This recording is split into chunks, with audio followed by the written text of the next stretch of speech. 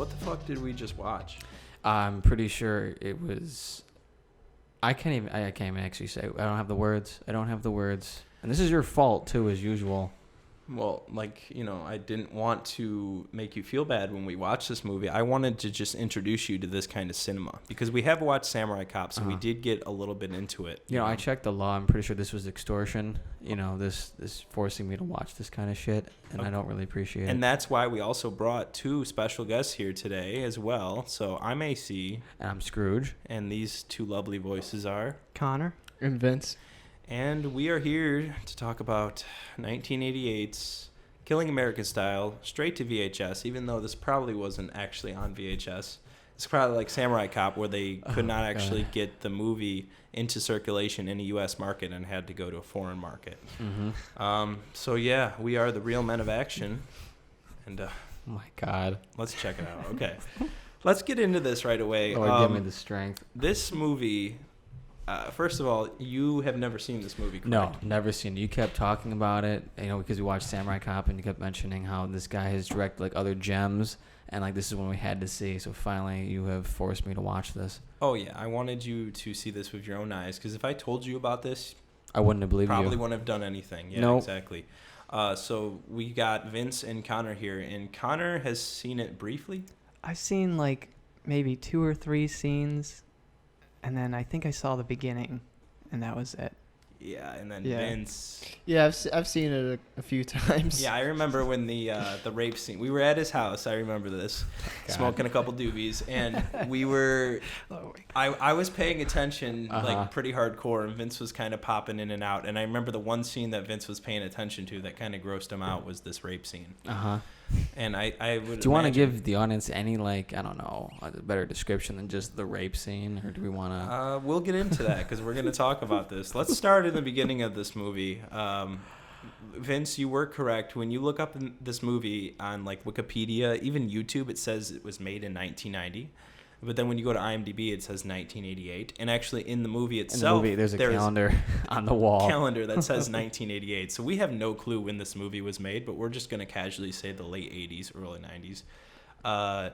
Of course, we said directed by Amir Shervan, the pervert who directed Samurai Cop, of course. A couple other gems too, Vince, Hollywood Cop. Yeah. We've watched, we have sat through that and watched that together. What was the other one? Young Rebels? Young Rebels. Gypsy. Gypsy. Those were his American releases, I believe. I don't think he directed anything else other than that. This movie was also written by Amir Shervan. So of course it was. The screenplay, as we will talk about some of the casual racist gems throughout this movie and racist jabs in this movie were written by Amir Shervan. Good. He is also in the movie himself, which you guys had to point out. I wouldn't recognize that. Yeah, one of the very first scenes. This is before in the 90s where it was a huge thing where they called them art tours where you would write, Paul Thomas Anderson, you would write, direct, and sometimes be in your own movie. Yeah, I love those. This guy started everything with this. And so it's just too bad we just didn't understand his genius. And his wonderful unibrow. He passed away in the beautiful year of, what was it, 2006? Yeah. Oh, Vince knew that off the top of his head. He was ready for that funeral. Because we have a mega fan. We have a mega fan in the audience here. Vince, how long have you been a mega fan of Amir Shervan films? About 2 years. Oh, wow. You should, that's what sucks real quick. That's what sucks about a guy like that. He passed in 2006, right before he really got his attention that he always wanted because of the cult film status now of Samurai Cop and all those other junk movies. Now, I read that Samurai Cop became famous because YouTube. There was a YouTube scene called Horny Nurse Scene or something. And that whole scene, the one that we showed Nick at the recording studio, shout out Nick at World of Noise Recording Studio. We showed him that, and he wanted to see the whole movie after that, right? Yeah, you did. You infected yet another person with the movie. Well, it's pretty much, it reminds me of if you have a scab on your body and then you want to look through your whole body and make sure it's not everywhere in your body. That's how it is when you see one clip of this movie. You want to see the whole thing. No, you can't just focus on one part of it. You have to look through the whole thing. It's this is someone's someone with attention span. That's their dream. 100%. If you can't sit and watch a movie, watch this. Exactly. This movie literally could cure ADD and all those beautiful well, not beautiful. Beautiful. Wow. I'm sorry, Dr. AC in the house. Dr. All Fuji. beautiful. All of you suffering with Dr. Fuji. Dr. Fuji. All you right. suffering ADHD out there. It's beautiful. All right. Well, let's get started. This movie Found the cure. This movie starts with some beautiful music. It's similar to Samurai Cop. It's those bumping. It was instantly as soon as and- it went on. I was. In Like, fact, it's I the thi- same dude. I think they actually used some of the same stock music as Samurai Cop. as Samurai Cop, which is And- beautiful, which yeah. is absolutely beautiful that like they would take the time to reuse stuff that they already have, which is just that's beautiful filmmaking to me. And we open, of course, with a shot of a woman who's half naked. Of course. A bunch of Got these to. women are half naked. We started laughing right off the start, right? Right off the fucking start. Oh my god. We have literally a shot of these women that are dancing for this man, as the description is called a sexual sadist. What is a sadist? Does anyone know? Do you want an actual sadist? That's someone What is a who sadist? draws pleasure from pain, From pain? suffering. Yeah, from other So, like- people's Yeah, pain. from and other It's stuff. like a people's pain and masochist suffering. kind of. Okay. Well, masochist Yeah, is like you get pleasure from your own pain. Your own but, pain, but yeah. So just yeah, a sadist it's is a someone who sadist enjoys is it from someone else. someone Someone yeah. else's. So pain. I'm glad that not only do we have a mega fan over here, we also have a doctor definition of what sadist. We don't need obnoxious- Fuji, dude. We don't need Dr. Fuji. We've No, got we've him got right Dr. here. Fuji right here. Okay, all right. So these girls are dancing for this guy, which we found out to be called John Lynch. Yeah, John Lynch, giving the Yeah, best. there was really no context with that. It was like, did he own the club? Is he just there to watch Nothing. them? He was just you know, awkwardly it- smoking a cigarette. It was just right off the bat, just total randomness. I think that when you're that powerful, you can just have girls dance for you. I think that's like how I guess, it I goes. guess so, man. No, what makes this scene is his face. He got that mustache. That awful Speaking of mustache. his face, No, it's Mustache. The mustache. The best part of the entire scene is how he looks at these girls as I look at the Taco Bell craving menu, just and he's just like, ready to go. Yeah, he's like about to have a seizure or something. Well, the thing is he's not satisfied with these women. No. And then that last lady comes out of nowhere, sweating her ass off. This must be a very hot dance studio, which I think this is the same studio. Do you remember in Samurai Cop when the dude's like swinging around the bat and he's fighting Samurai Cop? yeah. Or whatever? yeah. Yeah, I honestly think that is the same nightclub like scene My God. in that restaurant, which we will also find out in this as well. Yeah, the same restaurant is used. So too. he takes this lovely woman, and they end up going back in a dress room. He's unbuttoning her blouse. Like, and, I mean, let's take a step back. And she didn't even do a dance. oh Like no. all That's the why I didn't women say did a anything. dance. Yeah, And yeah. and the one even stripped, but this girl like just brought a chair and then just started crawling around the ground. And like I waving her guess that ass was- and like waving her ass at the camera. But It's that's just what bent he- over you like that's three I times. guess that's what he wanted. That's what he was looking for. That's though. what he was looking that's for. what he Honestly, wanted. he That's didn't all he want someone wanted. who danced who had No. actual talent. Are you kidding me? So, That's yeah, right. He's a sadist. Okay. That's He's a right. sadist. That makes Just that want that sexual that part of the sadist. movie makes sense. Now. You know- He's a mustache sadist, so not Uh-huh, macho. yes. You know, as it's Yeah. mustache sadist. Well, I'm wondering who the hell, at the end of the day, who the hell is making these Amazon Prime descriptions and decides to use the wording of a sexual sadist? Do you think John Lynch himself? Well, I think that the fact is that just like with when people dub movies, they just do not give a shit. I think whoever's in charge of writing descriptions for movies and stuff, Yeah. they just have fun with it. I think it's the Well, the you know point when what's- he's got these garbage movies, they just are like, yeah, Yeah.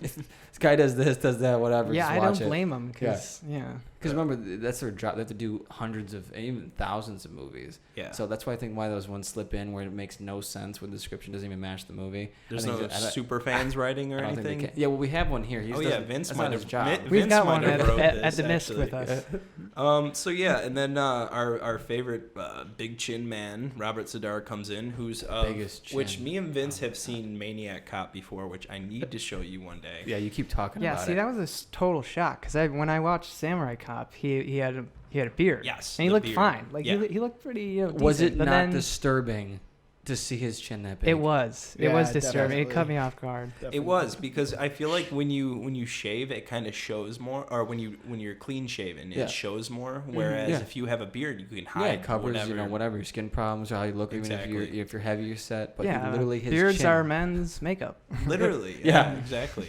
I'm And so especially happy I Robert can't grow Zadar. one. Robert Zadar comes in because I guess he is Lynch's partner in crime, and he is kind of just picking him up from this like strip club or whatever, basically saying Literally. we got to get this show on the road. We've got ice cream trucks to go hijack from.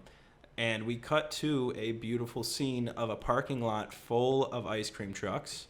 See, you were being nice about it, though. He literally just said, I got a job. Let's go. Yeah. Like, I think you... That's literally how we started this podcast, honestly. It was just like, yo, let's go. Let's do it.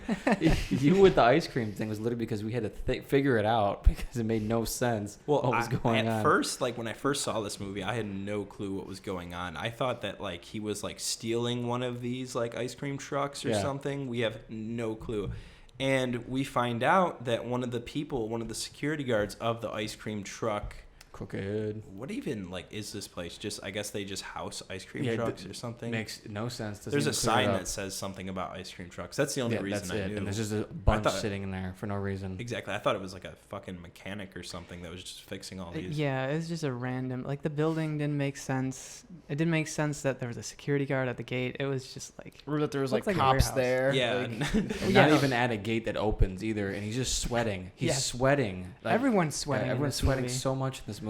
You know what they call this in filmmaking? What? The director is essentially saying, I don't have permits to film somewhere interesting, but I know a guy who owns this place. So this was definitely a friend of his. Especially was, what's his name? Do you guys ever seen Power Rangers? Yeah. Like the old Power Rangers? You know what? That pretty much is just, it's a redubbing, reshooting of a Japanese old show, right? Yeah. But the dude, he's Saban. He's like the most stereotypical, like, Middle Eastern, like, businessman who literally just, like, is the cheapest person ever, so he gets all this stuff redone for cheap, and it's the same thing as this. I can guarantee you what you're saying is that the director of this was just grabbing, whoever he knew. He's like, I know a guy. He's like, does it make any sense? No. Like, why is there a heist at this stupid, ice cream, truck warehouse, whatever the hell it's called? He probably just had a friend who had a bunch of, who ran this business, and he was like, do you mind if I shoot here?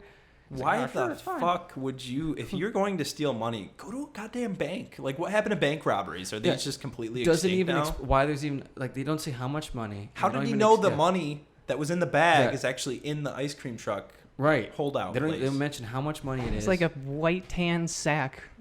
And, like, you can't even tell what was in it. Yeah, well, before we get into it, yes. So he knows one of the security guards who lets him into the place. So maybe that's how he knew where the money was. Robert Zadar knew this crooked security guard. They go into the place. As we said, some of the worst acting security guard cops we've ever seen at this part, if you remember. It's hard to remember this movie. And they go in there, and of course he knows in one of the desks there's an actual bag of money, somebody said there needs to be a spray painted. I said there should be like a big giant dollar sign on the side of the, just the stereotypical dollar sign on the side of the sack. Exactly. And from there they escape, correct? All right, no problem. They take care of the rent-a-cops in their two big uniforms. Yes. And, because they rented the wrong ones for the cast and crew. So the cops end up booking the one security guard who is crooked. Yeah, and they're like, where is this guy? And then he leads it to him where Robert Zadar is having a beautiful sex scene. Beautiful. It's amazing because the woman looks like a white Tina Turner. And she just comes creepily coming in, and he's lying there. I thought she looked more like Courtney Love. Oh, yeah. I can see that, too. Either way, as a man, you're fucked. And Ronald you don't Reagan. Want Courtney Love coming in your bedroom. Either one, you're just, all right. Wait. You could ask Kurt how well that went. Who was it? Was it? No, we were saying Richard Nixon was the guy who looked like Richard Nixon. I thought, Oh, no, well... I said he looked like Richard Nixon. He said that guy looked like Richard Nixon, the dude who owns the place. Yeah, I thought from the one shot, the crew looked like Richard Nixon because he had that slick back hair, and I was like, what the hell's going on here with the crew he's got? Yeah. And so, so like we said, the... super awkward sex scene on awkward like a twin bed. She does look like Courtney Love. I do see what you're saying during that. And, on a twin bed with, like, black silk sheets. And Robert Zadar's just like struggling to get the blanket thrusting over. Yep. If it went down a little bit, we would have saw some Zadar ass, to be honest. Yeah. Aiden was really looking forward to that too. That was why I rewatched this. I thought there was because I think Samurai Cop there is some Zadar ass in that. Oh, there's plenty of samurai ass too. Don't forget about that. And of course, when Speedo. you are banana hammock. Yeah. when you're fucking a beautiful woman, you always make sure that the cops aren't outside because he just pops out of that bed and runs outside. Right. The gun is instantly right there by his nightstand. He's ready to go. The pants he's wearing is like made of pants out of the blanket. Yeah, we weren't even ready for this because you don't see his pants until he gets doesn't look like normal pants. It just instantly switches and he's got like these half it's like sheets. Is this jeans or silk? I think it's like a silk, like those like karate kind of pants. Yeah, that's exactly the gi pants. Yeah, gi pants. They look like they're pretty much like gi pants. So yeah, Dickies. He runs outside and he ends up killing a couple of the cops and stuff like that. And I think from there he gets arrested. Yeah, he gets ambushed. Yeah, and another thing that doesn't make sense about the guns, like most of them are using like these 45 like Hancock cowboy guns. Yeah. And they're just like shooting them like they have like magazine clips. Yeah, just spraying them. I don't think there was what do they call those people? A script supervisor or somebody like a set designer who like makes or it's like the continuity kind of thing. Continuity, or that's like pretty much like like a firearm. You could have firearm experts, fight coordinators. There was no firearm experts on this all movie. that kind of stuff is completely out the window. No, most likely probably just went out and bought had someone just buy a bunch of guns and just started handing them out to people and just said fuck it. Yeah. Well, the dude from Samurai Cop brought all of his own swords and guns to the film. So that's what you were telling me. I was like, they must have rented these ones on this one. Oh yeah. Well, also, I mean, this. Given the fact that a lot of them you could tell weren't even had like any effects to them, like they were just the only effects was the sound. So those most likely could have been even BB guns. They were just using them and they were just putting in post production. There's some shots, like I said in this movie, there's nothing coming out of the gun. He just kicks it back. That's what I did when I was a kid, and like I was playing with my friends, and we would just cops and robbers. Yeah, exactly. It's pretty much like a mirror just playing with his friends. Okay, and then we go into Detective Mullet. Yeah, Detective Mullet, he comes onto the scene to take out Lynch, who's having a breakfast with like his giant harem of women that I guess find him attractive because of the stash, Yeah. Exactly, and it's I don't think we know his name. If you guys want to look up his name, I don't remember. Which one? I'm just gonna call him Detective Mullet. Detective Mullet. We could just keep him as Detective Mullet as well. Definitely Detective Mullet. That's what I called him the entire movie while we're watching it anyway. So exactly. All right, so Detective Mullet goes in the same restaurant as we noticed in Samurai Cop, ends up chasing Lynch. Well, actually, no, wait. Before that, he beats Lynch, right? Yeah. Mullet beats Lynch. No, Mullet Man gets beaten up by Lynch, is what you're trying to say. He gets beaten up by Lynch because I guess he's just so quick and dastardly. He gets him real good, and they chase him out to the but back he hits alleyways. him. You pointed this out. He hits him in the stomach, and then in the next scene, he's got blood all over his mouth. Literally, as we're looking at it right now, he hits him in the front and does a couple techniques, and all of a sudden he's got like cuts on his face that go down his face vertically. Exactly, make no sense. Yeah, see. And then just gets punched, and then see, punched, elbow, and that's it. And then in the next shot, they're just like teardrop blood marks going down his face. And they go in. That's in. I think that's the beginning shot with the girls and stuff like that. So it goes right. You're right. It is the same. It is. It's literally the same shot. So Amir loves just reusing things throughout the entire movie, as you can tell. Yeah. Especially in different movies. That's another thing I loved is that every cop. I love how they did have the spotlight. They just like he walks in the room and the spotlight goes. Oh yeah. And they're just like. And then we cut back to the police station, which was also used in Samurai Cop as well. Mullet's trying to get more information about this whole thing. This part honestly Look at his hair. This part bored the shit out of me in the police station. But then we cut from the police station out of nowhere because this movie has no fucking sense of pacing. It cuts to Robert Z'Dar and John Lynch getting transported for some reason down like an old dirt road in California. I guess there was no highways in California at this time, but they're literally getting like taken down a dirt path. Like they're going the Green Mile in fucking like 1912. Yeah, especially like the star on the front. That's like of the bus. It's like super like classic old jail.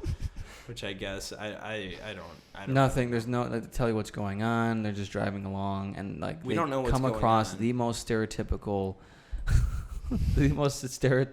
attempt to try to break him out. There is a truck or an RV that's just slightly it's a truck with like a what did you say, a shed on it or something? Yeah, it's a tailgate shed. Yeah, tailgate shed that just gently turned to the side, and there's this woman who's just like, help me, help me, oh my God, oh you people help me. Yeah, and I'm like, Tanner what is this, pointed a it Bugs out. Bunny cartoon or Yeah, something? yeah, Like- exactly. Tanner pointed it out though. It literally looks like a man dressed as a woman. Like I don't know. Yeah, how. like you can tell like right away. Yeah, so- exactly. And then the guy's just lying there going, "Oh, help me!" He's got he's got blood all over his face. yeah, His legs are broken. What were you saying about this? Yeah, he was saying his legs are broken, but there's blood like All over over his his neck. neck. Yeah, exactly. For no reason.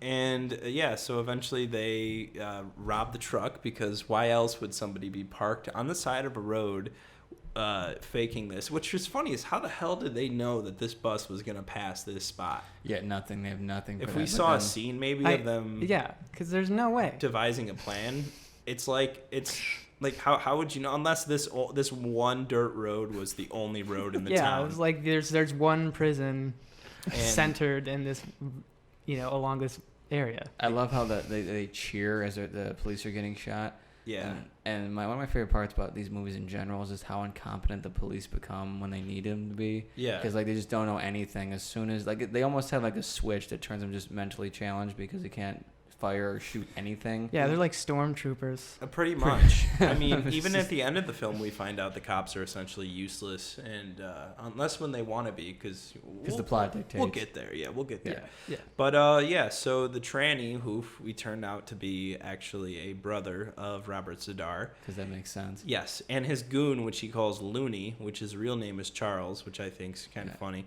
The brother gets shot during the scuffle because Yes. of course. So as I said, Robert Zadar's brother, who is dressed up like a female, gets shot, and they end up all escaping from the scene. The inmates just, I guess, run out because none of them are cuffed. If you guys notice, none of them had handcuffs. They just like walk out like clowns in a car, just like. Yeah, exactly. Like they just kind of just shuffle out, and then we go back. Like I said, this is probably the most boring scenes to me is these police station scenes.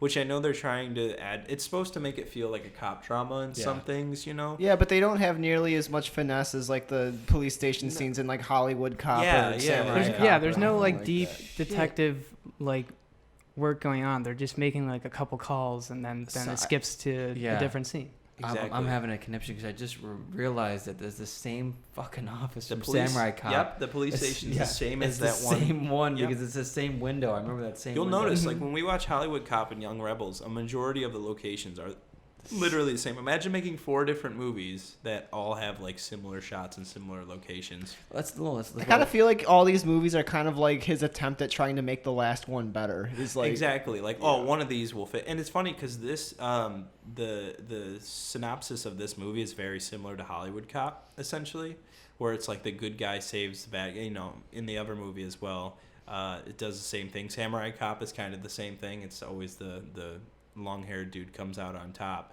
Well, long dudes always get on top. Exactly. Canceled.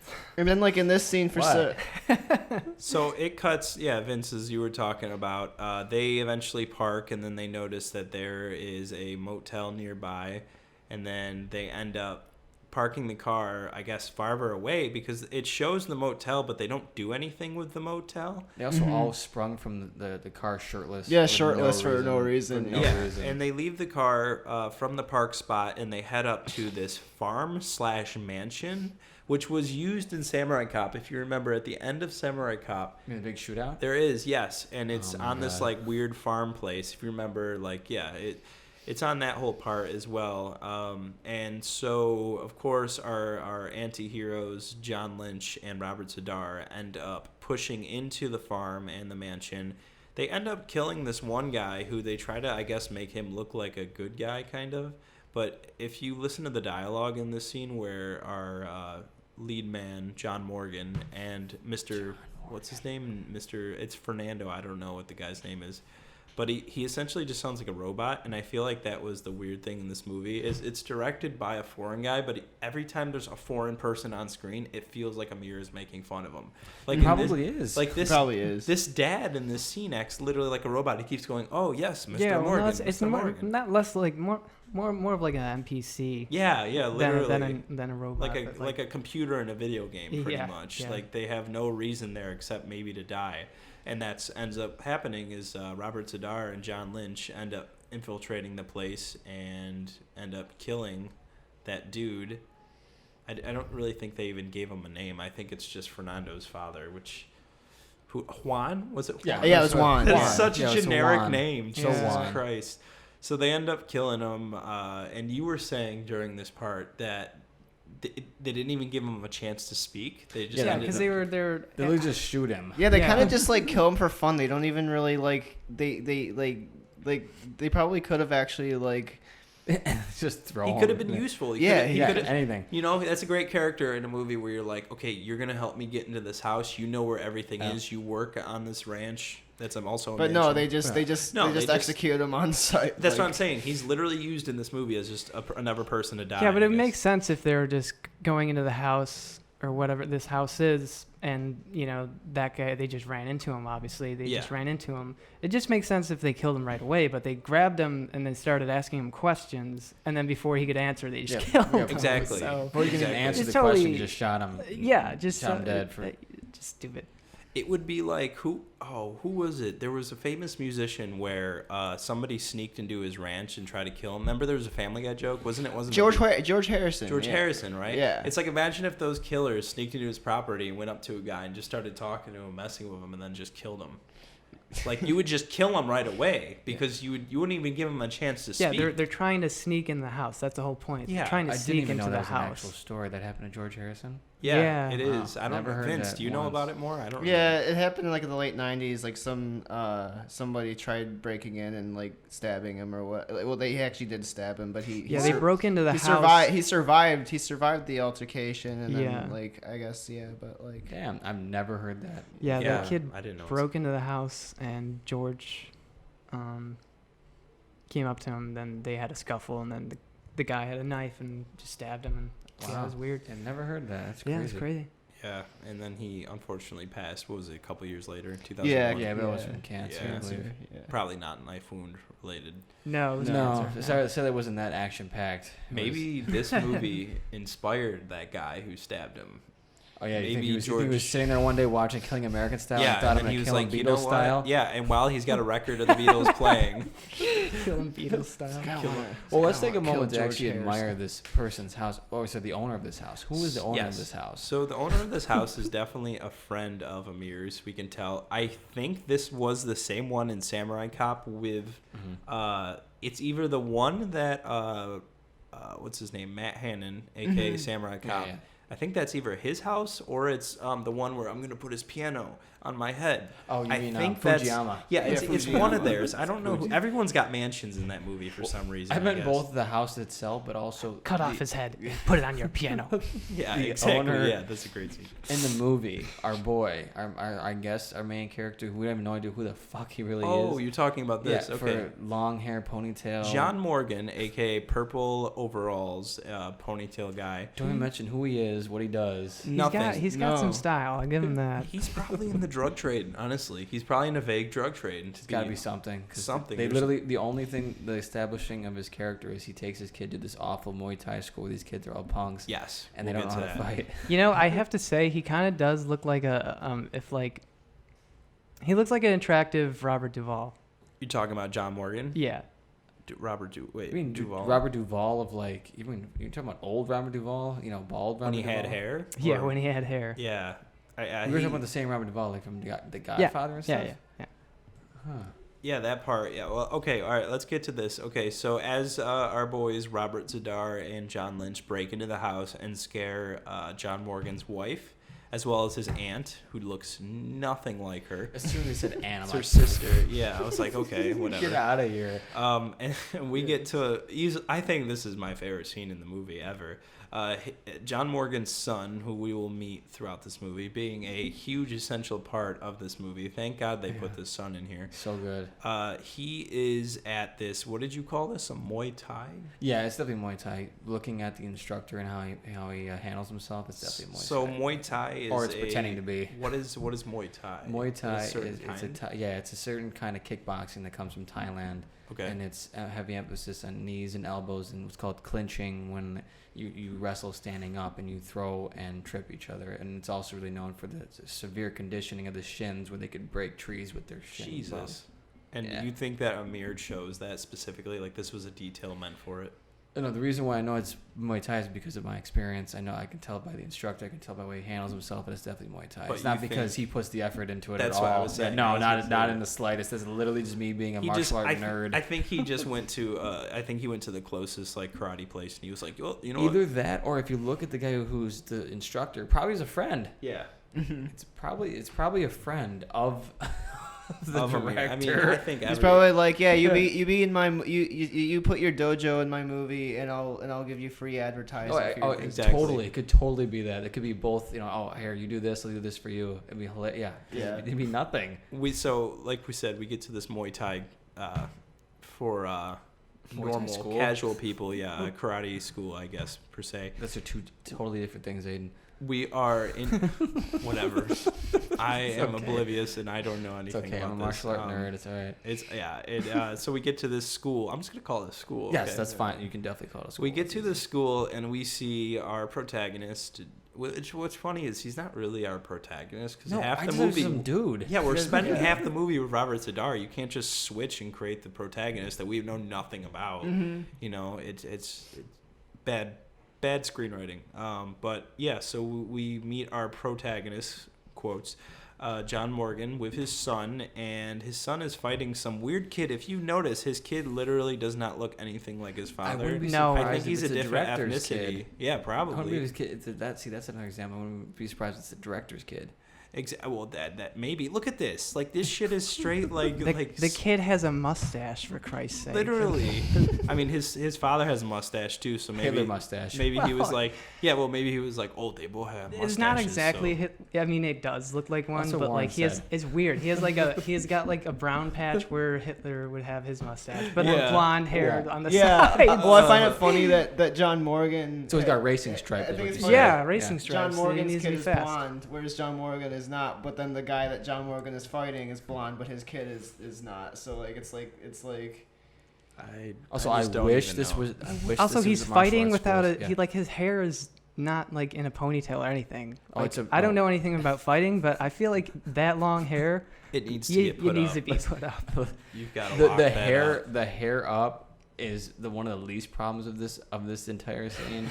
I love it because I wish this is what happened in schools where fathers just got pissed at each other and said, "Let's fight in the ring." It's like the classic like fantasy. My dad can beat up your dad. Literally, but it actually happens. No reason either. Like, there's nothing to start this, and they just start fighting each other in the ring, like almost wrestling style, because he hits him right in the balls at the beginning of it. Wait, but why are they in like a boxing ring? Did you notice that? Yeah, no, that's normal. That's a normal thing. Yeah, because Muay Thai and kickboxing is done in a boxing ring. Oh, okay. Because like you could see like bags back there. Yes, and all that's this how. Kind of stuff. In martial arts schools like kickboxing, anything that's to do with boxing and kickboxing, you have bags and you have rings, because that's where when you professionally fight, you fight in a ring.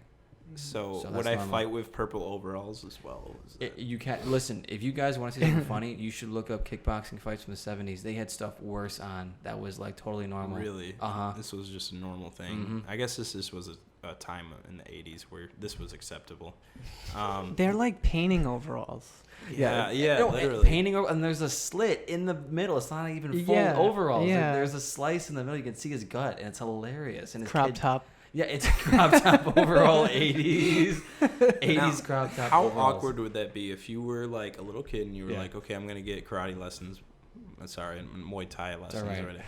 You go in here and then you're like, and then your friend, his dad, starts to pick on your dad, and then they fight, and then your dad kicks your friend's dad's ass. Is that going to be awkward for the rest of the time at the Muay Thai school? Absolutely. That's got to be like absolutely. It'd be totally weird. It's so awkward. Also, real quick before I forget, the fact that the instructor even let it happen. It's a stupid movie, but the point is that's even more funny to me. Instructor's a bitch. Yeah, he literally is just like, come on, guys, just don't fight. And then they just keep fighting. He's like, well, there's nothing I can do. Yeah, I guess like that is the complete opposite of what a school I can't does. fight these guys. I'm just going to let them go. The complete opposite of what to do.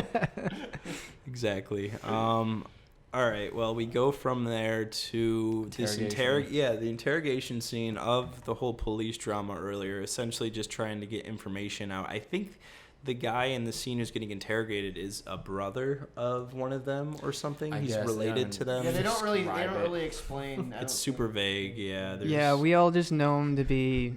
No, what you kept calling him? Cracked out David Spade. Yeah, cracked out David Spade, pretty much. Exactly. It's a dumb scene. Well, like what AC said, literally, like every scene with the cops is just so boring as shit that you literally tune out. Even not like in a fun way. It's just like really boring. It's like a completely different movie. I mean, like, I really don't know the point of this movie. Probably, I don't think anyone does. But like, if they're trying to go for like the whole cop thing, yeah, like that was the 80s though. The 80s were literally cops, everything in this movie. This is failure. Cops, some kind of vague drug trade, martial arts, of course. And then some weird kind of like compassion hint at the end, which we will get to and stuff. There's always like a family message at the end of action like an Adam movies. Sandler movie. Exactly. So then our protagonist, John Morgan, with his purple overalls, gets back to the house. He's not having it at all. Him and the kid eventually get into the house. And from here, I personally don't even remember because this movie is they threaten him, we got your kid. Yep. You can't fight back, with your stupid greased, ponytail, you can't fight back, and yep.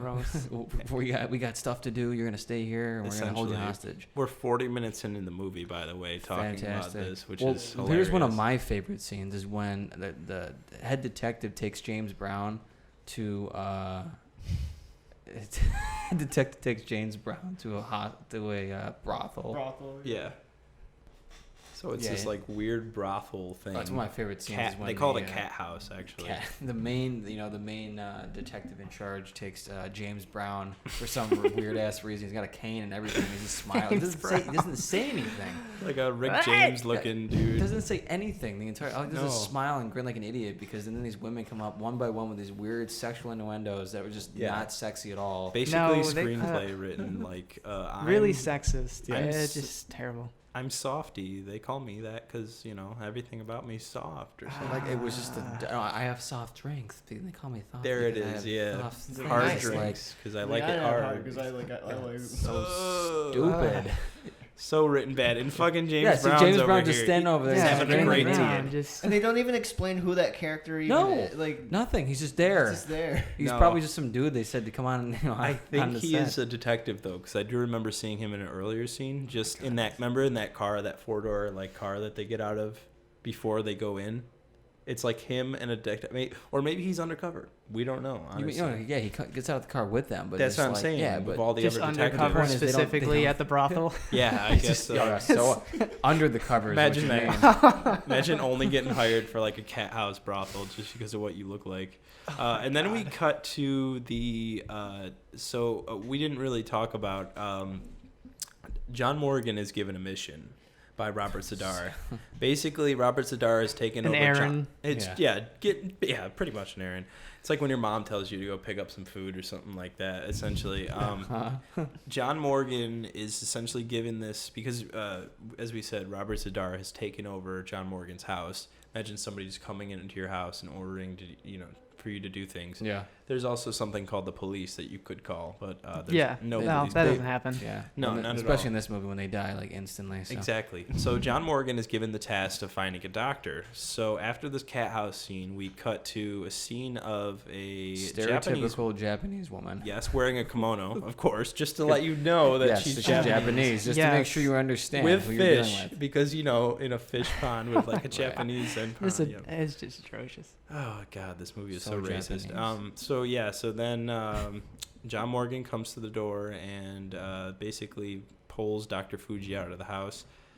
Who is Dr. Fuji, AC? Dr. Fuji is I'm assuming that girl is his wife, right? Yes, that's supposed to be his wife. And she's just randomly wearing a kimono. Yes. So and her hair is tied up like a traditional Japanese woman. Yeah. would And he apparently just always wears a suit and tie. Yeah. Ready to go. He's ready to go. And he's a doctor. In Japan, that happens often with women still wearing kimonos and stuff, and men wearing kimonos. But this is not Japan, and this is not a Japanese man. Yep. I love how they have those. What are those things called in the background? The tapestry things. I'm not sure what they're called, but it's just more of the stereotypical. Like, hey, this is Asian stuff, so don't worry about it. This is all Japanese. Decorated furniture. That's just flowers.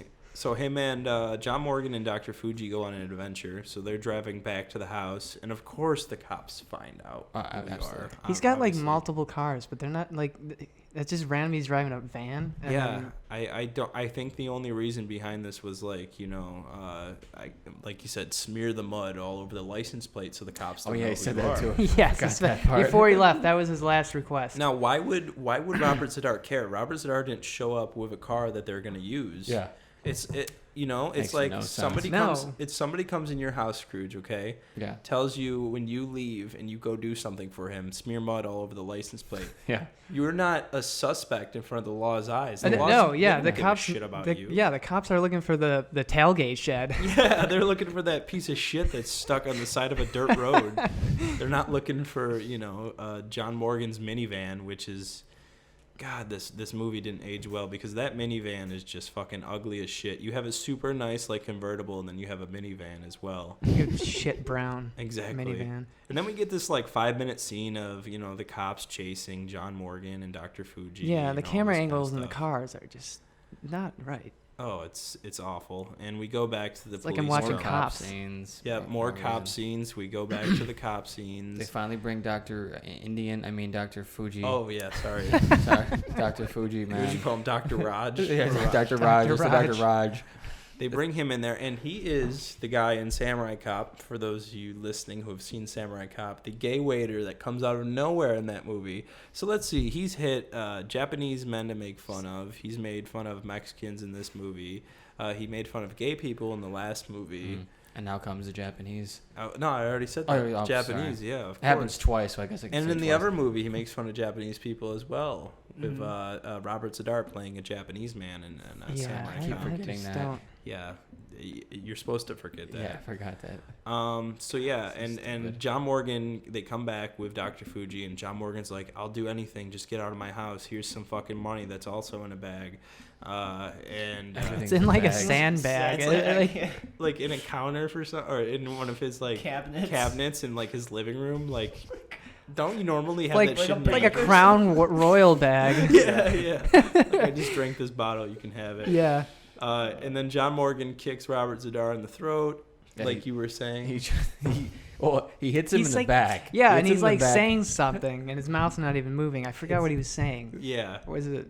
something, and then he gets hit in the back. Yeah, he and gets hit in the back, and then he's over there on the ground going. Oh, he's holding his throat like he didn't get hit the throat at all, and then I think he got choked. I think he was choking him out or something like that, or something. Yeah. like It's that. something, but also that Yeah, he put him in a headlock. I remember. Yeah, okay. It was Yeah, the and then head. Okay, and then but John so- Lynch comes over. But so going off of that, he wasn't even holding him in a choke lock. He was literally holding his big ass chin and the back of his head. So that has nothing to do with his throat. Yeah, and then John Lynch comes over and Starts kicking him. pistol whips the air, and Yeah, then he yeah. just drops down. Oh yeah, I love that where like he hits it and then Doesn't it's even just- no contact. Yeah, It's just like literally. Oh, And it's then the little kid's like, "You stupid moron! You killed my dad." it's like they did Oh. one take and they did no editing, and it was just like exactly. oh, yeah, that's perfect, man. Oh, we forgot one minority group that we did not talk about. Oh, in like this this movie. becomes the next best part, which is There- I didn't even notice it until someone pointed it out to me. The chief, the sergeant, don't know his name. His real name is bad. Jim Brown, which you said was in Running Man and a couple other movies. actual good I movies. didn't believe you when you said that.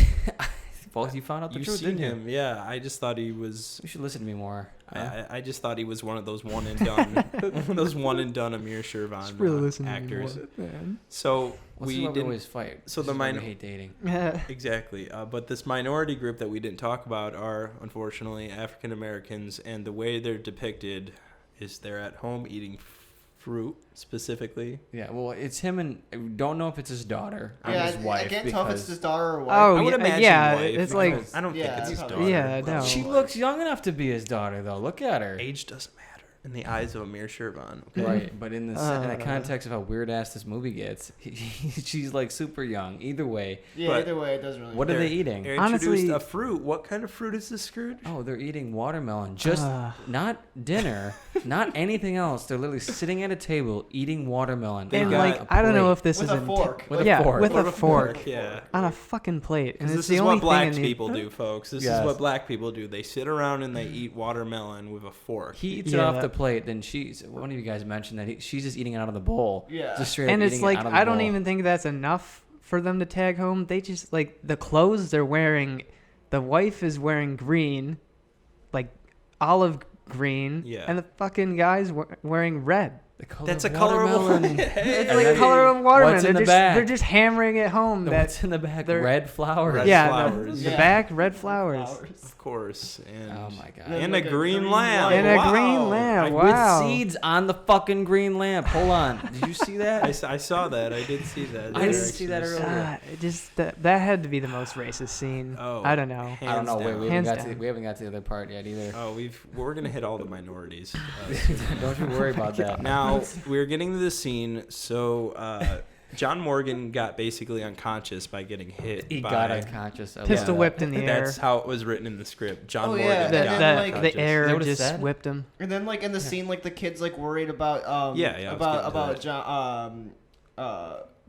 John Morgan. John Morgan. Yeah. And then Dr. Fuji comes in and he's like, "Oh, don't worry, your father will be all right. I gave him an injection." An injection. The most generic thing. Gave him an injection. I gave him an injection to like help him sleep or something. But it's like so dumb. It's like he was knocked out. Why does he need this?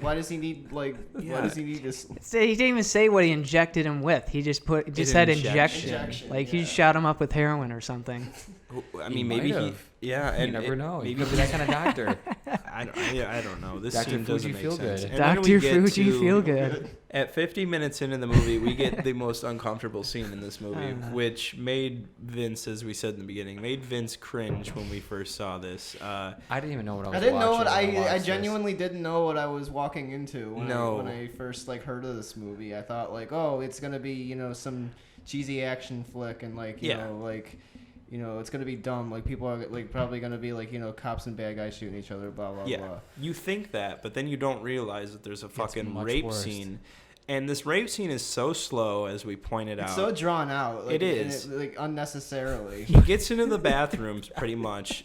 The wife, as we said, the wife of John Morgan decides to take a bath mid-movie. She's done with this movie. She's like, you know what? I'm sick of you guys fucking filming in my house. I'm gonna go take a bath. Yeah, while there's like literally armed like bad guys like literally within the house that could do things to you and whatever. Not saying that we're apologizing and making. No, I mean in all fairness, he could do that at any point. It's just for some reason they chose in this movie to make that happen where she's all by herself.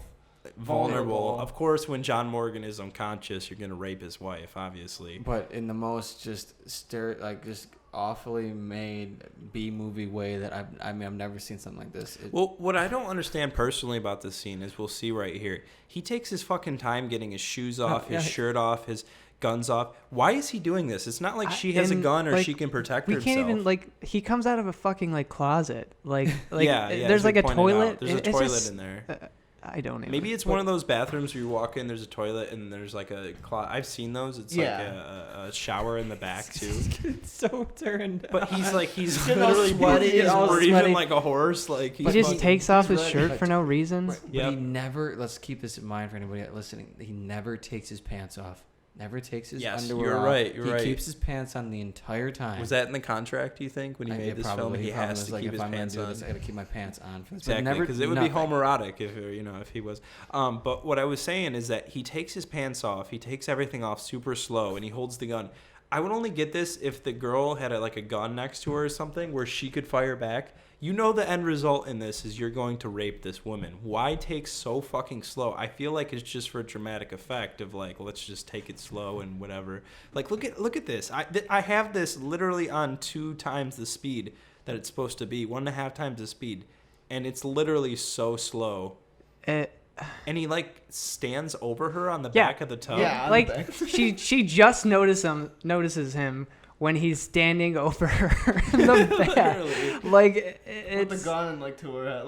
Like she didn't notice him start walking over towards No, exactly. It's just so bad. So he awkwardly takes her out of the bathtub, trying to pull a drunk person out of a pub, and then as he's holding gunpoint. Connor's been there.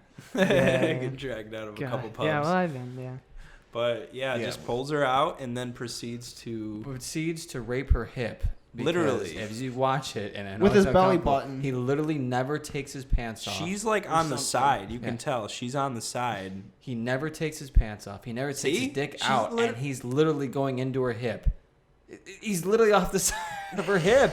She probably wanted nothing with this. She was like, why didn't I fucking go into something else except acting? Because it's just embarrassing. It's really embarrassing. Yeah, I don't know. So then it cuts to he's sweat. It's still pants never came off. Wiping the sweat off of his face or whatever. Yeah, he just sits down and instantly falls asleep. And the Goonie guy thinks he's sleeping, as we talked about earlier. The Goonie guy, which we find out to be the uncle.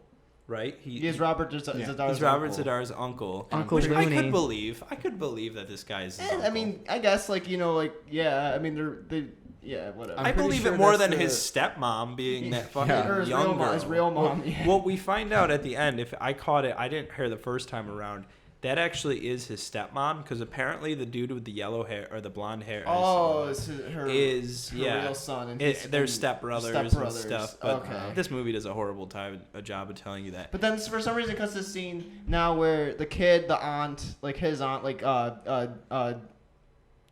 John Morgan's son. I don't even think there's a name for the kid. They don't even talk about anything. No, they don't even have his name. But John Morgan's in-law or what, sister-in-law. Oh, okay, yeah. I think that's and then Dr. Fujiyama for some reason are all like Fujiyama's from Samurai Cop. Yeah. So maybe he stole the name. It's all interchangeable. No one cares. The dude's just literally laying in bed, all dressed up still. No suit, but he's still all dressed up. And God, this is an awkward scene. Where are the sheets? Does Amir Shirvan not know that we put sheets over us when we go to bed? He didn't need those. Must have been a hot set, or a really hot set. Well, I mean, everyone's sweating in the movie, so probably. So much in this movie. It's probably from the lights. If you could tell, all these scenes are too damn bright. They're oversaturated. Yeah, there's no reason for any of this. So the kid proceeds to steal a gun from the Goonie guy. This guy's literally Uncle just Looney's nodding off. His whole purpose in the whole movie is just to be an idiot. The Goonie guy you're talking about? Literally he's like, oh yeah, boss, we'll get him, boss. Just dumb and just typical henchman. Just kind of like a comic character. He's doing a reenactment of a drug abuser ODing or something. And he's like, I'm sleeping, but take my gun. I'm not really awake. He's nodding off and just kind of whatever. And while the Goonie guy is doing that, the little kid, he's pretty much like a gun mule this whole movie. Did you notice that? Because they also uses the kid at the end of the film, we'll see, to get a gun off a roof, which takes him a fucking long time. But during this scene with the Goonie guy, we also see the same thing where the kid is essentially just going to grab another gun. And that's the other thing I don't understand is how come this scene, he instantly gets a gun from a dude that's, nodding off, not quite asleep, not quite awake, but then it takes him, Well, he's supposed to be, sleeping, I think, in the movie. But then, it takes him 5 whole minutes to easily get it off the roof when it's, literally right, within, arm's reach. There's no. Well, that was this movie sucks. Yeah, we'll get to that when we get there. What you doing, boy?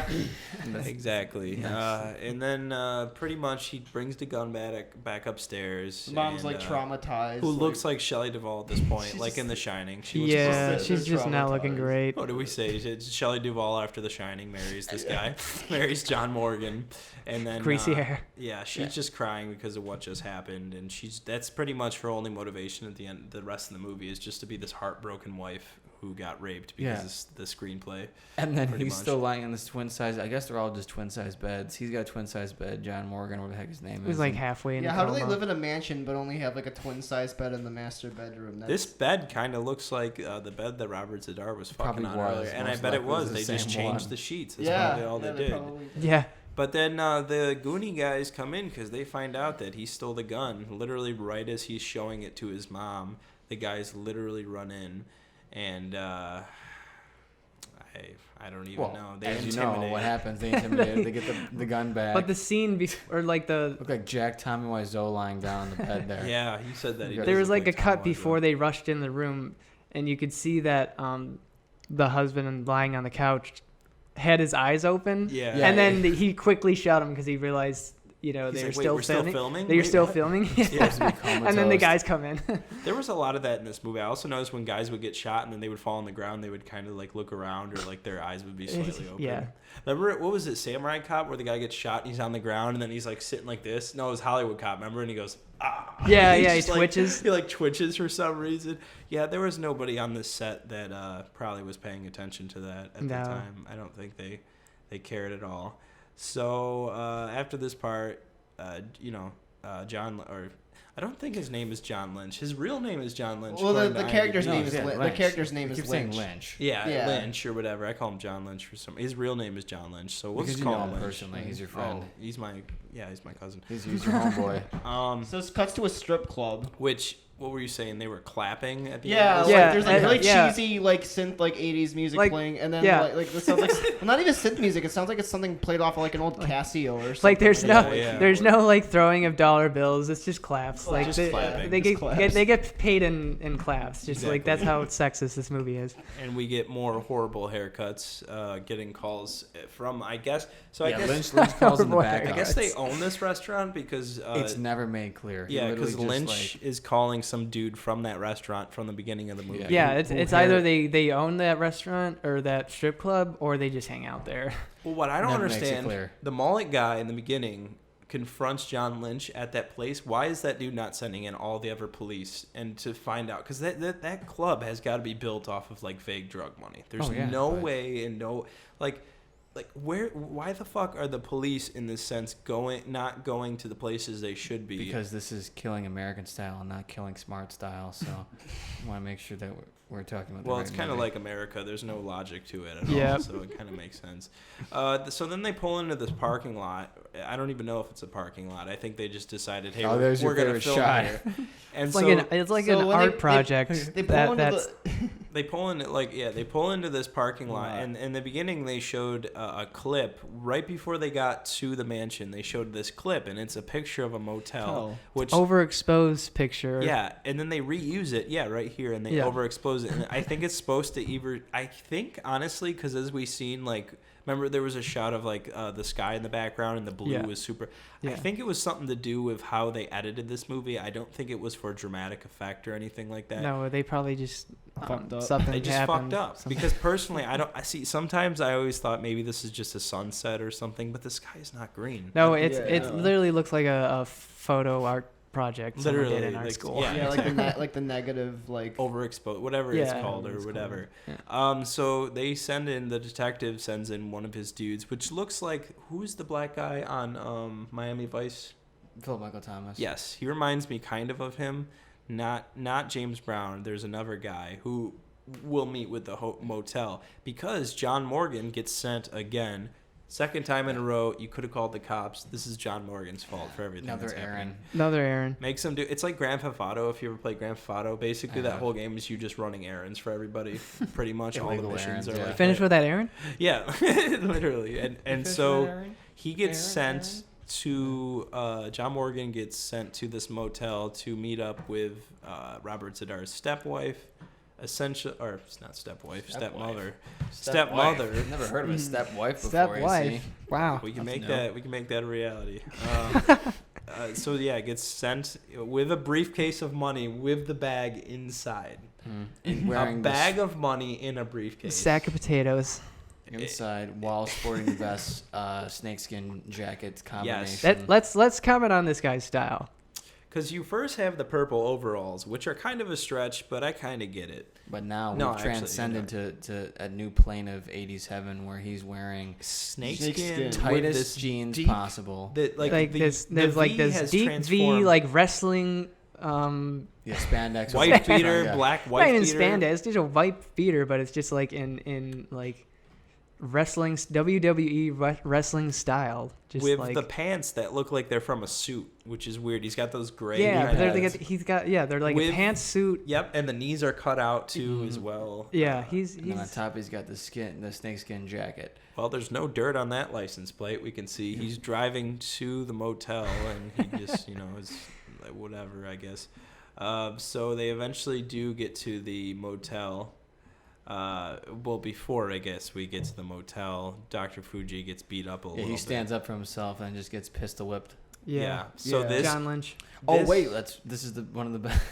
Well, I think what I personally though I'm saying is that I personally think that this scene exists with Fuji and stuff to give him a reason later to want to kill him Japanese style. I think this is even though this is definitely unneeded, and if this wasn't in the movie, it wouldn't change anything. But I think it's one of those things. Japanese people, they want to get revenge, like. Right? Wow, that was incredibly what the hell? It's a mirror, dude. It's a mirror shirt on. No, the way you just said that. Japanese people want to get revenge, right? That's how I'm speaking for a mirror, dude. That's how he literally proposed it. I know. So he said to himself, No, I think that was just like, honestly, that was just like kind of like the punchline for the movie was that part. Where he could just literally say, "I'm going to kill them Japanese style," so then he. 100%. But that Japanese style was the setup to the punchline in the movie where what's the guy's name? John Morrison. John Morrison. Hell his name John Morrison just says, "I'm going to kill him American style." That's just like that was like kind of like a lead up. To the punchline, American style. I just want to know why Dr. Fuji, what that whole scene. Maybe it just was to make them seem menacing, Well, yeah, but it was another thing. Just to show. The thing though that gets me about that scene when he's confronting him, and then like he gets like, he gets slapped, like hit or whatever, is that like Zadar's character like literally calls him like the G word, like twice. That's what you didn't mention. That's another. Maybe that's probably the second most racist scene in this movie. We get a G word. It was thrown out twice. He says it first. He said it first, and then what's his name? Looney or whatever his name is. Uncle Looney. Uncle Looney like says it again. He's like literally right after too. So then the Miami Vice guy meets John Morgan at a motel. And the cop, of course, he's an undercover cop. Posing as a bag boy or whatever for the because hotel. There would be a bag boy no suit, at a motel. Just regular clothes. Yep, just regular clothes. At clothes. a really dirty motel, you'd have, I would be sketched I don't even think there's a bad boy or a bag boy at a shitty motel like that. Hotels, it's like, just get in and fuck and just trash the place and leave. That sounds like you speak from experience. Yeah, well, I mean... But yeah, he goes in there and John Morgan knows something's up. He knows something's up. You can see it in his eye. He takes the fucking snakeskin off. You know something's up, right? Oh yeah, it's game time. The guns are coming out. The body odor is just smelling because this set has got to be hot as fuck. Comes out and he goes, you know what? I can't get this key to work. I need help with it. I need your help. Because you need a key to open a fucking closet at a hotel room, which probably goes into another room, to be honest, which he shouldn't even have to get in there anyways. And he's like humping him against the wall. He eventually just a really awkward fight scene. All the scenes are just awkward. He fights this Miami Vice looking dude or whatever, and we get this beautiful fight with a picture of a skeleton on a motorcycle in the background with a picture of a guy. Those are the two only things in this hotel. It's funny too because like where the portrait is, it's like it takes the place of where a TV normally would be. TV, right in the center. They're doing like jump kicks in the middle of the room. Poor man's motel. Yeah. There's like no you don't space. Get a TV. You just have a pretty portrait to stare at for your entire stay. Yeah. And he kills the Miami Vice. Oh, actually, no. He just like chokes him out. The carpet looks like insanely disgusing too. Yeah, this motel like looks it hasn't been vacuumed or shampooed in like decades. Yeah, like looking at the carpet, it almost looked like a cement floor. Yeah, it does. Just kind of how disgusting it looks. So he goes to the next room over. That's where the Zadar's like stepmom or whatever. Yeah, which is the actual room he's supposed to go into. Meeting with the money, and he ends up sweating profusely. Oh yeah, he ends up confronting her about it and all this stuff. Yeah, as I said, of his head, he is sweating so much. I think essentially it is that. I don't know if you guys can tell this, but I think it's essentially the same room with the furniture moved around. It looks like that should be there. That should be over here. Look at the carpet. The carpet looks just as dirty. Literally in the same spot. Just a cement floor. Oh, they do. I don't think that they were going to multiple motel rooms. They rented one fucking motel room out in this place, and they said we're gonna film in it. Yeah. So he makes a deal to put a bag in another bag to finally get the stack of money. He throws the bag into a suitcase in another bag. Exactly, because that's what you want to do, correct? Isn't that where you want to keep money? That's how I do all my drug deals. Because if a cop pulled you over and you had just a suitcase sitting there, they wouldn't. No. You're going on a trip, right? Nope. Obviously, I'd be like, I'm going on vacation. Work's been tough. My wife's been riding me. And then they look at your license and they go, wow, this is like, you actually live 10 minutes away from here. Like, we're like, yeah, there's mud on your license plate, so we can't. Oh, they can't scan those plates or anything. Yeah, we can't do that now. And then so he makes his escape. So then as the mom leaves, and then the mullet man and the other guy, Detective Mullet comes to the rescue. They're dipping around the corner. So the stepmom leaves, and Mullet Man and James Brown are waiting around the corner. And right as she leaves, they look at this shit. They fucking just book it. They just run as fast as they can. I thought they were just getting away from the movie, like they didn't want to be a part of this movie anymore. I was wondering what that was all about. And, of course, James Brown is the first to go during this exchange. Pretty much, the mullet man just gets taken down a little bit. Oh, yeah, he actually gets kicked the shit out of first. I completely forgot about this. He smears ketchup all over the wall by accident. All over the wall. Or grape jelly. It's pretty red. And then James Brown is like, I'm not having that shit. And John Morgan. He's got great footwork. He's got great footwork. Give him that. I mean, how does that look? It's bad, actually. It's bad. It looks good, I guess, compared to the other people in this movie. So he just knocked out 2 cops. Yep, he knocks down these guys and runs across the street in the same place that the cops parked at. I guess they just drove away and the mud just. Don't worry about any of that. It's the mud, dude. It's the mud. I mean, you put the mud on. Car's invisible, man. I guess I'm gonna have to do that from now on. With my predators can't detect mud in Predator. That's right. Exactly. If my expiration date on my car goes, I'm just gonna smear mud all over it. The 2 cops run to the. So I guess they're not dead. Mullet Man and James Brown, because Vince, like you said, they meet up with Miami Vice's. What's his dude's name? Miami Vice. The character, or the actor. I don't know that character. Tubbs. His name is Tubbs in the show. Okay. Yeah, and then Tubbs the actual actor's Tubbs. name is Phil Michael Thomas. Yeah. So Tubbs. You see Miami Vice? No. Not any of you? I think I've seen a couple clips. You bastards. Well, I used to play Grand Theft Auto Vice City, which was pretty much an homage off so of that's why he reminds me of him. I see. His name in that game, I think, is Lance Vance. Something like that. Of course it is. Vance. Yeah, something like that.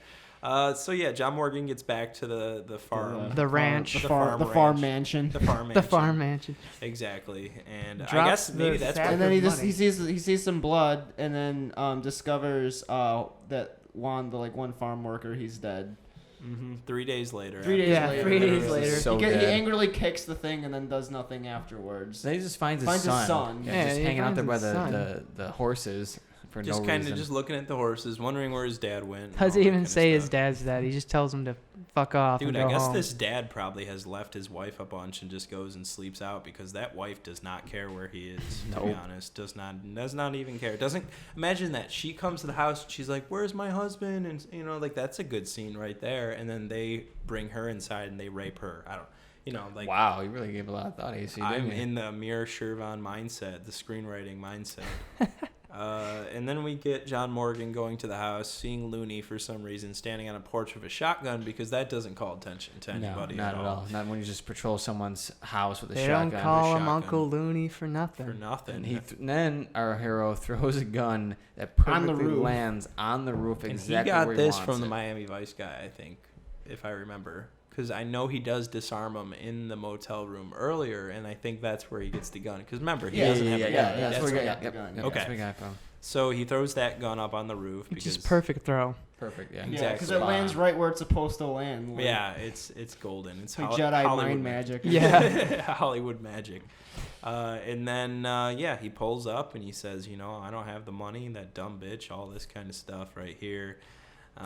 John Lynch just pats him down for some reason. For, I guess, some reason. Yeah, very half-assed. Just like one hand just like slaps him around. Yeah, it's like very half-assed. Like he easily could have probably concealed something. And he just wanted the cop a feel. Grab his nuts, for Christ's sake. And then, he takes it, figures it out, and all this kind of shit. Yeah, he tricks him into believing that he doesn't have the money. Exactly. So they're pissed off at each other. Yeah. Robert Zadar and Lynch are pissed off because Lynch was talking shit about Zadar's stepmom. So which is a great distraction for John Morgan to go upstairs and tell Dr. Fuji, as well as the kid and the wife, that, there's something on top of the roof. And eventually, the kid. So John Morgan and his kid spend like the next 5 minutes struggling to get this gun. Literally off for 5 no hours, reason. actually. Yeah. Correction, No 5 reason. hours. This is a long fucking time for this kid to get a gun. Like, he is so close to it, and he's just. It's like I said, and you laughed when I said it. It's for suspense.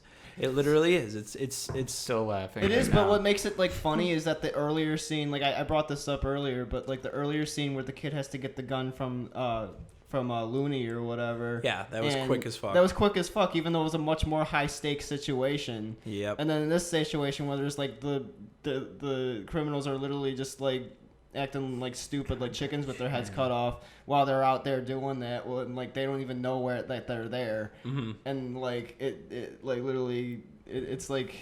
It's essentially just dramatic suspense. That's all Yeah. it is. In a movie that doesn't need it. Misplaced dramatic suspense. Yeah, I love the zoom Exactly. ups and the faces during Yeah. this scene. It's just hilarious. It's great. So he ends up getting the gun because the aunt, the kid's aunt, but like John Morgan's sister, we assume. sister-in-law Or sister-in-law, yeah.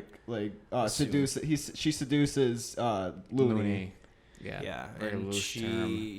because dumb, fat men will obviously be distracted by a beautiful woman. Yeah. And she, I guess he wants a kiss, and she literally touches her fingers and puts it on his mouth. She blows a kiss onto his nose. Literally, and then he gets mad about that. Yeah, it's like me with every woman I've And ever then met. Dr. Fuji comes in to the rescue. Dr. Fuji.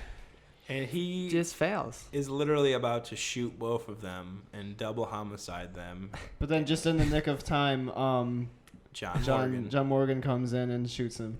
And it's a beautiful scene. So now Robert Zadar and Lynch know that he has. And the kid is cheering it on while the mom is like shocked too. Like the kid, like the kid is like completely desensitized to violence, which like exactly is never even explained. Well, it's the Shining kid, so you know. Yeah, exactly.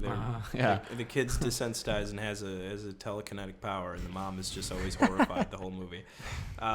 So yeah, we move on because Robert Zadar obviously knows with Lynch that he has a gun. So Lynch goes around the back and climbs up the back as Zadar is kind of just slowly making his way and shooting at our protagonist, John Morgan. John Lynch is trying to find an exit like up the stairs, and he ends up just climbing around the house. Yeah, he just kind of like monkeys his way around the house. Everybody's so sweaty, and we just missed the most important punchline of the entire movie. Oh, of course. It's coming up here actually. No, actually, we just passed it. Oh, we did? Yeah. Oh, well, I'm not laser focused on this movie. It's okay, that's because you just really care about remember the most important aspect, which you pointed out to me, was when Mr. whatever the hell his name is, Fujiyama.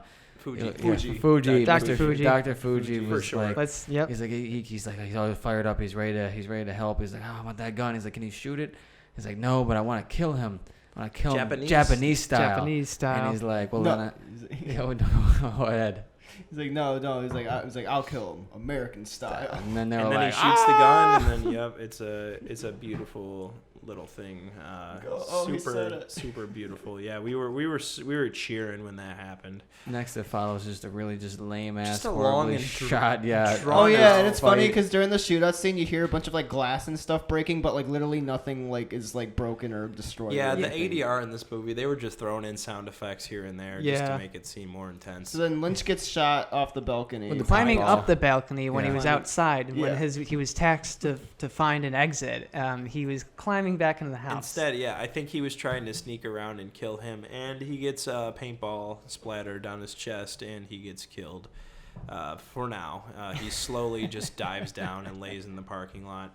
And then what proceeds to happen from here is Jesse, his Zadar's stepbrother or whatever, tells him that Lynch has been shot. So then they got to get out of here. So it's just the two of them left because Lynch and Looney are both down. Exactly. And so eventually a big car of...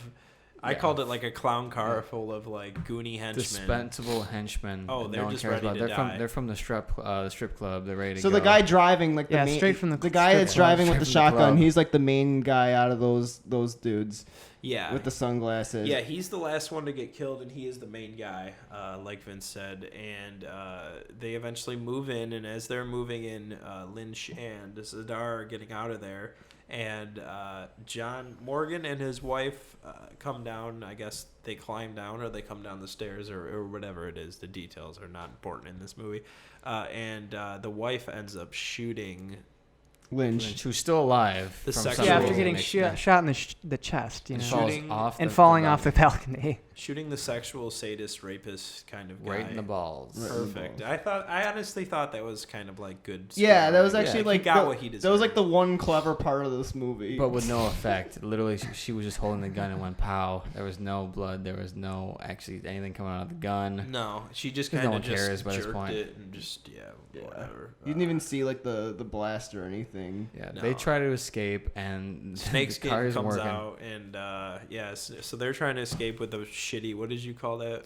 The tailgate shed. The tailgate shed, which just so happens to not start just as they're trying to. Well, yeah, like for some reason, like it worked just fine getting there, but when they try to leave, like it won't start. Well, I honestly think it is because they haven't used it. Oh yeah, in and 3 this days. guy comes. So this guy comes in and like they're telling us like, oh yeah, like these like our 2 guys are down, and then he literally goes like, I'm gonna like kill those bastards, but he like literally he literally sounds like Bubbles from Trailer Park Boys. He kind of looks like him too. He does. Yeah, like, he's got the like this, same like, jawline. The jawline, like Big the jawline underbite, and and everything. So he's just taking out his goons one by one. It's a long and drawn out scene, as we've talked about. It's so drawn out. It's just so long. It It's keeps like going. age 40 years watching Like it. this movie literally could have been done like the whole like plot of the movie. Like they probably could have cut this back to like maybe like an hour and like 10 or 20 minutes. Literally, Yeah, like the for Slumber sure. Party Massacre. But movie instead we it's like an hour and 40 though. For sure. Just Oh, yeah, with all and these this- like extra filler parts this that scene- don't even have to be there. Which reminds me of Samurai Cop, where the dude's on fire in Samurai Cop, because they do another guy on fire in this movie as well, which was Well, Yeah, it's a pretty and common.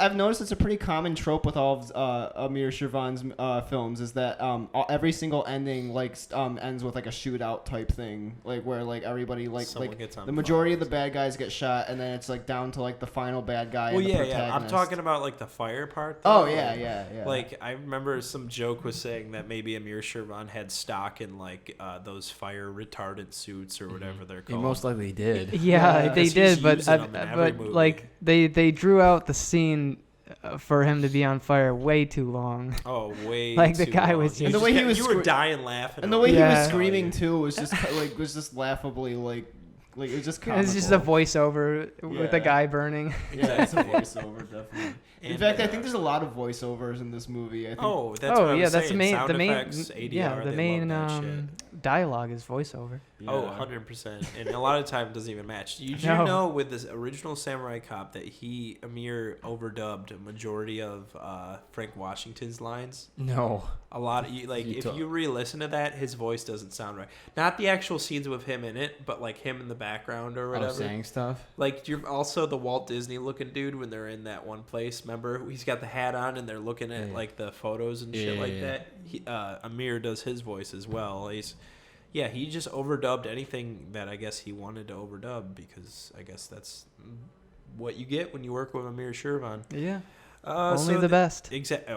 100% only the best. So then we get some more funny things of guys falling and stuff.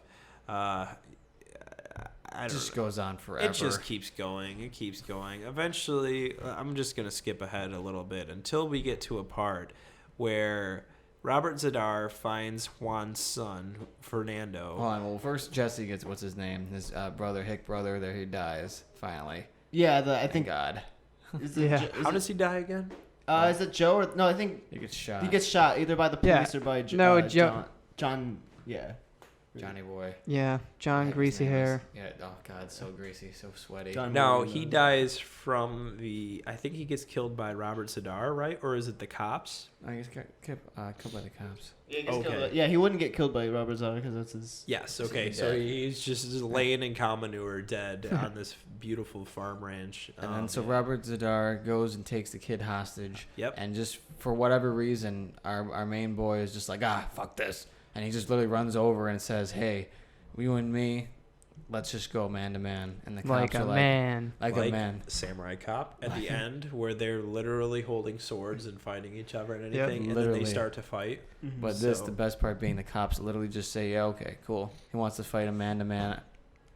Exactly. They just well, literally. this time we don't have any wigs flying off, so Yeah. that's a plus. I love that though. Yeah, that's what makes the movie. Yeah. But yeah, they just have this weird like fighting battle at the end of it. I guess it's loosely talked about that the dad could kick someone's ass earlier because it showed that he can kick someone's ass. Yeah, he kicked Hitler's ass. Where did Robert Zadar get his ghost martial arts skill from? I have no idea. Probably the power of his chin. Guess so. Yeah. Because his is just kind of just like a sloppy where all of it's like wrestling and punching and like kind of boxing, but it's like kind of all over the place. Yeah, that's another thing. Like they don't need like unlike John Morgan's character that obviously is like versed in some sort of martial arts. Like there's no indication that the same could be said for Zadar's character. They just imply. No, he's just like he can fight automatically- somewhat. Yeah. But even then, he's not really. He's just like punching here and there. Well, it's like one of those ominous villains where, if ominous is a good word for it. No, it's not, because Oh, yeah, ominous so then- describes good. But that's what I'm saying is that like it's those ominous villains or whatever where it makes them makes them seem like they're so like evil and you don't want to mess with them. Like who's in Emperor Palpatine? Yeah. Or like Darth Vader or something. It's Oh, just, you don't do anything to them because they'll kill you right away. I think that's how they were trying to make Robert Zadar look like. He knows all these moves. He knows how to fight. I mean, if they were in a good But movie, anyway, like they duke it out, they Yeah. fight, and then it's like funny because like as soon as John Morgan knocks Zadar down, he pulls the gun out. he pulls the gun out and the cops like shoot. Like, Everybody just shoots him instantly. everybody just Well, shoots that's him just a instantly. waste of a scene because the cop shoots, but If they're it gonna shoot him visibly already. shows John Morgan shoot Robert Zadar. Yeah. Yeah. Like right here, So- he literally Yeah, he shoots him. and then it did. Yeah, so like he shoots and then John Morgan shoots, and it's a shot where John so Morgan stupid. shoots. Yeah, I him. interpreted it that they like both shot him at the same time, but that also doesn't make sense. So I'm just gonna go with John And Morgan. if you're Yeah, gonna it was a shoot waste of him- a scene because Waste of a if you're gonna scene. shoot him at the same time, you capture both of you at the same time. It's in the almost same like scene. it's almost like they shot two different scenes. Like where like okay, in this scene, John Morgan kills him, and then in this scene the cop kills him. Yeah. But they couldn't decide, so they just put both scenes together and just said fuck it. Like, Well, let's just stick 'em obviously- both together. Why did they even let him fight if they were going to shoot him at the end? That's the Yeah, thing. Right, Yeah, stupid. I was gonna. Yeah. That's what I was Like, saying. what is like, the point of Yeah. it? What's the point of like even letting like? It was like a slow and Instantly terrible shooting. setup to them just shooting each other, like man to man. Yeah, exactly. And I think that's what American style implies is it's all manly. It's all So manly. It's so manly. So And manly. men fight with their arms, not with God guns. bless Right. America. Fighting with Even- hands and then pulling a fast one. And then just shooting. Yeah. And So we what- get one of the most. Like, fuck this. I'm getting what sick of this. I'll just shoot him instead. What did you think of the end? Because you haven't seen this, or we and Vince and them have seen this, but I thought the end was stupid because it was like, so then our villain dies, and then it turns into cops are like, well, we're gonna leave because it's he's dead, and then and then they don't even ask about the money or anything. no, nothing, Like, because No, the they're next just scene like, good job, literally man. You is did our- it. Yeah. Next scene is our boy finding the mother who's just sitting there, mother of the wife of Juan Carlos, what the heck his name is. Juan, They're crying. Juan. Yeah, something. Fernando's Yeah. mom or whatever. He And comes over and just like, here, he just pulls out the money and just a giant wad, which is illegal drug money, and he's just like, here, you take this. This is your father asked me to hold on to it. I'm like, yeah, okay. yeah, he So just it just- shoos him off. He so shoos it him just off. literally Yeah, here's like, some drug it money. literally Go just live ends- your life in Yeah. peace. And So it and- literally just ends with like the widowed the widow like just like sobbing like just like in grief like because her husband was killed, and Yeah, then when John Morgan's family. I keep saying Joe. I keep wanting to say Joe Marshall for some reason because their names are like so similar. Well, that's But, like, probably it- what But they John, did. but John that's the Morgan point. and his family There's- just kind of like embrace at the end. Like the there's- wife is like still miserable because she was assaulted and stuff like that. Yeah. And there's like literally no like resolution whatsoever. Yeah, there's no grace too when he gives No. the Juan's family's the money. He just gives them the money, and then they just walk off. Like they're not even like elated that they got money. They're just like, well, fuck our lives. Fuck our lives. Like our lives sucks. Like our my husband and like my son's father are gone, but like now we just like they just gave us like money basically. Dirty drug money. Yeah, because it's over, and then he brings in his family for a nice hug, and then movie's over. A nice sentimental American hug. Don't you know? Yeah, after the hug. And then it's just like this terrible like 80s like some kind of music that you would hear in like a soap, it's like super soft and it's like super soap opera music. Don't I know what? I was gonna say, don't you know that this is a very American movie? And in America, what solves everything? Violence, money, guns. That's what the end was. Family. Well, violence obviously sells, but violence and money solve everything. Yeah, exactly. Especially violence, money, and family. Yeah, especially drug money. Like that also helps. All right, let's go around the table and let's talk, I guess, about the rateability scale, which we did not bring this time, but we'll discuss it. It's pretty easy. Let's you go ahead and just tell them about it. We rate movies every time we watch them. We call it the bad to the bone meter. Bad to the bone meter. So you can start with there's 1, which is straight bad, unwatchable. So that's like a movie where you're like, hey, I watched it once, I never want to watch it again. Yeah. There's 2, which is a meh, or I didn't love it, or I didn't hate it. So that's like where like you can watch it, but you're just kind of in the middle, you're kind of neutral, it's like whatever. Then there's 3, which is like enjoyable. It was good. I enjoyed watching it. And then 4 is the best, which is like so bad it's good. I love it. I want to watch it all the time. Exactly. Okay, so there's the 1 through 4. We'll start, since they've seen it, we'll start with you. I want to hear what yours is. For me, this would be I would probably give it like, I give it like a 3 because I think would I want to watch this by myself? Probably not. But the fact of watching it with like a group of people just want to make fun of it, I would totally do it because it's fun and enjoyable in that sense because it's just really stupid. And there's just so much bad in it. Samurai Cop to me is still better because there's more 100%. Characters, but I still enjoy watching this one. So I'd say probably like a 3. Yeah. Okay. All right. What about you, Connor? Yeah, I have to agree. I give it a 3. Would I watch it by myself? I don't know. You're debating. Yeah, I'm debating because I feel like I'd have to be in a certain mood. Yeah. Yeah, because like the 4 is like for where you're like you would watch a bad movie whether you have people with you or you don't. It's always because if I'm like in a shitty mood, I'd probably hate myself more if I watched this movie. Like seriously, but yeah, I give it a 3. It's an enjoyable movie to joke around with friends and. Very fair. Yeah. What about you, Vince? I honestly, I'm gonna be the odd one out. I would actually give this one a 2. Okay. Only because while it is watchable, I think that like it doesn't really quite give the same amount. Like I mean, there are definitely parts that are like absurd to the point where it's laughable. Yeah. Mm-hmm. But I don't find it like enjoyably funny in the same way that I like find movies like Samurai Cop, where it's kind of like. You know, like even Samurai Cop, I would say, like, I would rate that probably as, like, a 3 because, you know, it's certainly not, like, The Room or, like, anything that's, like, just, like, you know, it's so bad that it's, like, you know, a cult classic. Yeah. I think that it's, like, it's a bad film, but it's also entertaining as hell with, like, the awkward, like, dialogues and transitions and just, like, there being, like, a sex scene, like, every other, like, fucking scene, like, for, like, no reason. Whereas with this film, it just kind of felt like, you know...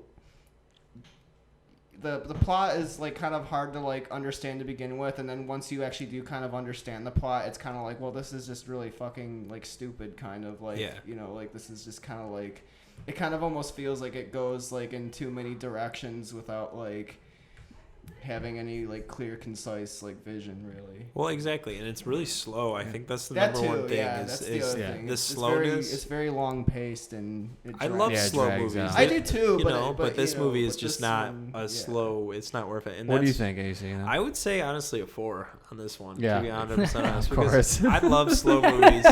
I'm the one that brought this up and thought that this would be a great movie to watch. I think it's a 4. I think it's up there with Samurai Cop. I think it's Samurai Cop in like a different outfit. Like I'd say it's the same playable character premise. but with different skin. It's basically not prequel, but like you know what I mean. Like it's the precursor. Like basically, like it's Spirit sequel. It's kind of like I kind of look at all the films that he made and kind of think of like, well, like okay, so like. each movie that he'd make after, he'd be like, okay, how can I improve upon like the last one? And just kept making films. He just kind of kept making films in the same vein. So you had a soft spot for this. No, I've seen this movie. I'm not even joking. Probably over like 15 times. Oh my god. I've seen this. The thing though is I've never really seen it like I've seen it in full plenty of times, but I've never really sat down and not be high or a little bit tipsy to see this movie. As I told you, is the first time I think I've seen this. You've seen it raw. You're going into it raw. He's going into it. He was raw dogging it. Which raw dogging this world. So yeah, I don't know. I just personally I felt like it's so rewatchable just because every scene you always notice different things, and then this watch around I noticed so many things that I normally never really noticed. Yeah, and same. They're just they're fun movies, and I think that Amir Shervan, even though they're absolutely awful, they're fun because they take themselves seriously, but on the outside, like us watching, you can tell that like the fact that they're taking things so seriously is making the comedy even better. Yeah, that's true. That is what makes unintentional humor some of the best when it comes to bad movies. Is when you think you're making it's so a hard to masterpiece. do that. Yeah. Because when you put like so much work into something. Yep. No, it sucks. When you really think of that side of things, I do feel bad for people. But when it's that bad, though, it's kind of hard to pretend like it isn't. But those are, to me, what you're talking about is more like man movies. There's a lot of Hollywood movies nowadays you go and see and you're like, man, it's whatever. They put work into it, but it's eh. This movie, they put like no work into it whatsoever, especially when you're using the same shot. I feel like they put a lot of work into it, but they just didn't have anything to like do. Like, they didn't have anything productive. But I think what you mean by hard work is their version of hard work. I don't think we mean in general people's version of hard work. I think what Amir and his crew thought was hard work was made into this movie. I mean, the one thing that I will give them is that it's probably a better film than I'll ever make. Yeah, it's because I'm not a filmmaker. It's definitely like even though the locations are shitty and everything, it does feel kind of like an action movie in a sense. I guess, sure. You know, like especially I think some of the action in this movie is my favorite part of it, though. To be honest, like, the majority of the action was like in the ending. Yeah. Because when you think about action movies, you think about like explosions, guns, and that's kind of partly car chases. There really wasn't much of that, but you know, it doesn't. Look I think like the guy getting caught on fire and then just part, people dying like left and right was pretty much the majority. Because when it's not action, it's awkward. Yeah, that's the thing too, though. I think that's kind of why I rated it so low, is because for it being a so-called action movie, there was really not a whole lot of action in it, like, especially in the beginning. It'd be hilarious if it was and, like, actually like intended to be kind of like the awkward scenes that were like that were kind of funny, like that actually in some way I think did kind of make up for it, but but not enough. Like I feel like there was still a lot to be desired. No, it would be like completely hilarious if it was just intended to be a cop thriller. If it was like that would just be so funny. Well, like we said with Samurai Cop, we think Samurai Cop was, of course, an attack at or an approach to making a Lethal Weapon, because Lethal Weapon was so popular at the time, the buddy cop kind of film. Yeah. This movie doesn't really feel like that. This feels more like it's on the side of the goons, and as well as the guy who, you coming to my house? Wait, what do we used to say all the time? You gonna come to my house? Come and get it. Like that kind of mindset, that American mindset of like, you coming to my house, like I have a right to defend myself. Yeah. But it's just, done horribly wrong, and it's just doesn't make any sense. But it's like what conservatives think liberals deal with house break-ins. Yeah, exactly. I think completely helpless. I think that in general, it's just some person's view. Can't do anything when you got no guns. Exactly. Like, it's just a very oblivious and very weird kind of viewpoint, as Amir Shervan has, I guess, taken over control of just an American vision that doesn't really exist. It's just his vision of what America is like. Well, we already talked about that's what most foreign directors, though, and it's the same thing with American directors, though. It's back and forth when it comes to taking on films that depict other people's culture Yeah. Doesn't matter what place you're from, they usually always mess it up because it's what they think is the culture of the place. We're like habitual with that. Yeah. So America, I think that's kind of what with other people's culture. Yeah. But if you watch other films like in China or other markets, they do the same thing with every other culture. So like everybody does it to each other. I think it's just because everyone gets pissed that we do it to we all do it to each other. They were just like, whatever, screw it. We're all just gonna make fun of each other. Exactly. So because that's how I see in a lot of foreign movies because I watch a lot of them. They'll have like the worst American actors and English speaking actors. I think that's what makes it kind of like interesting, like both interesting and entertaining though. Is seeing like a foreign director's like point of view of like what they. Oh yeah, no, that's what makes these hilarious because they just have money to make crappy movies. And it's kind of funny because like it's almost like in some ways they either accidentally or intentionally like got some of it like spot on, like the cops being like bumbling idiots and shit like that. Like it's just exactly. Like, no, there's stormtrooper cops. Exactly. I think every part of this movie just needs to be seen, and everybody out there listening, please go and see this movie if you can. It's currently on Amazon Prime and YouTube and where else? Yeah, highly recommend it. No, you were the one who recommended it to me. I have no idea where the heck you find it. Part of me is scared when this movie actually gets off streaming services because I'm like, I don't think it's on DVD or anything. I think it is on DVD, but I don't think it's hard to find. You know, there's a possibility it was on VHS sold at Blockbuster. Well, then, go find eBay and check and see if anyone's got a copy. Blockbuster's dead. Find the thousands of liquidated tapes that like they just had to get rid of. Burn. Someone's got a VHS do what everything copy. is terrible and is gonna do, and just build a pyramid out of them out in the desert, like they're gonna do with the Jerry Maguire tapes. Yeah, exactly. All right, let's wrap this up. Scrooge as well. Thanks for coming out. Oh, thank you, AC. As well. Thank you again, Vince. Thank you for cooking. Thank you. Thanks. Yeah, it was a delicious meal. Where it was delicious. And you grilled that American style. I think I did. I grilled that most definitely American style. Hell yeah. Well, I'm AC. I'm Scrooge. I'm Connor. I'm Vince. And we are the Real Men of Action. Sweet. You know, there's something to say about tight jeans. I love tight jeans. There's just something about when your crotch just gets like completely like pulled in one way or another, that when this movie I saw how many times I saw tight jeans, I was just like, my God,